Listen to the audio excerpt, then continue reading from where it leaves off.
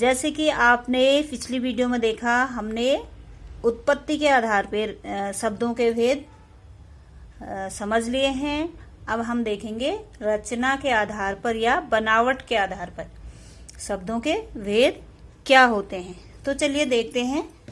रचना या बनावट के आधार पर शब्दों के 3 भेद होते हैं। कौन कौन से? रूढ़ शब्द, यौगिक शब्द, योगरूढ़ शब्द। जो इसमें फर्स्ट है रूढ़ शब्द।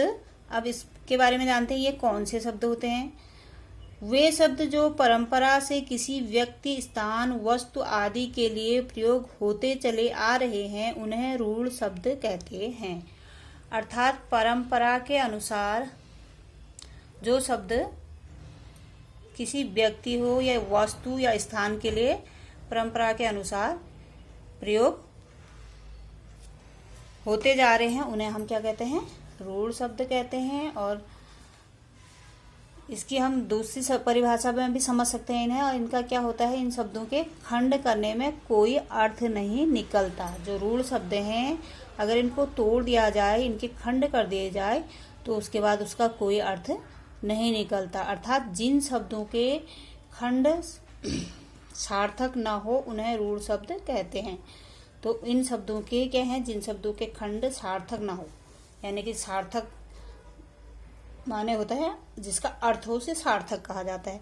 तो उनका कोई अर्थ नहीं निकलता है खंड करने के बाद, तो वे रूढ़ शब्द कहलाएंगे। तो ये कौन कौन से शब्द हैं? कुछ शब्द इसमें दिए हैं, देखिए। कान, नाक, दर्पण और जल आदि। तो देखिए, कान को अगर आप शब्द को अलग करेंगे, का धन नौ बनेगा। का कोई शाब्दिक अर्थ नहीं होता है, न का भी नहीं होता है। तो ये क्या है? रूढ़ शब्द कहा जाएगा। अब चलिए देखते हैं यौगिक शब्द क्या है। जिसके शाब्दिक अर्थ से यौगिक मीन्स होता है योग। आप इसका शाब्दिक अर्थ से ही समझ सकते हैं ये शब्द क्या होंगे। ऐसे शब्द जो 2 शब्दों के मेल से बनते हैं, जिनके खंड सार्थक होते हैं, यौगिक शब्द कहलाते हैं। एक तो इसमें रूढ़ शब्द का विपरीत हो गया, वो उनके क्या होते? खंड सार्थक नहीं थे, निरर्थक थे। इसके खंड करने पर भी इसमें क्या होगा? सार्थक शब्द होंगे, इसका कुछ ना कुछ अर्थ निकलेगा। यानी कि 2 ऐसे शब्दों से मेल से बनते हैं जिनको अलग करने पर भी उनके अर्थ होता है। तो ऐसे शब्द क्या कहे जाते हैं? यौगिक शब्द। जैसे देखिए शब्द दिए हिमालय। अब इसको अगर आप खंड करेंगे हिमालय शब्द को, तो इसका क्या होगा? हिम धन आलय, यानी कि हिम का घर। इसका अर्थ निकल रहा विद्यार्थी, विद्या धन अर्थी। जहाँ जो विद्या ग्रहण करता है उसे विद्यार्थी कहा जाता है। सुपुत्र, सुधन पुत्र। पुस्तकालय, पुस्तक धन आलय। दोनों शब्दों के खंड करने पर भी अर्थ निकल रहा। तो ये हो गए यौगिक शब्द। उसके बाद थर्ड है योगरूढ़ शब्द। योग धन रूढ़, योग भी है और उसके साथ क्या है? रूढ़ है। तो ऐसे शब्द जो यौगिक तो हों परंतु अर्थ की दृष्टि से परंपरा से चले आ रहे विशेष अर्थ की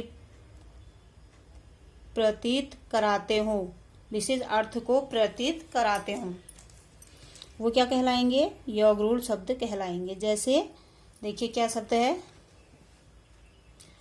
नीलकंठ, विशेष नाम है। नीलकंठ, नीला है, कंठ जैसा। ये किसके लिए कहा जाता है? शिव जी का नाम है।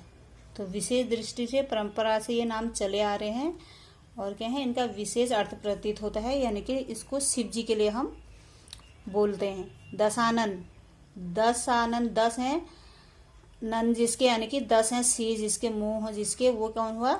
इसको किसके लिए बोला जाता है? रावण के लिए प्रयोग किया जाता है दशानन। 10 सर हैं जिसके। लंबोदर, लंबोदर किसको बोला जाता है? लंबोधन उदर, जिनका लंबा उदर है, यानी कि बड़ा पेट है। कौन है? गणेश जी के लिए इसे बोला जाता है। तो इस प्रकार ये शब्द क्या हो गए?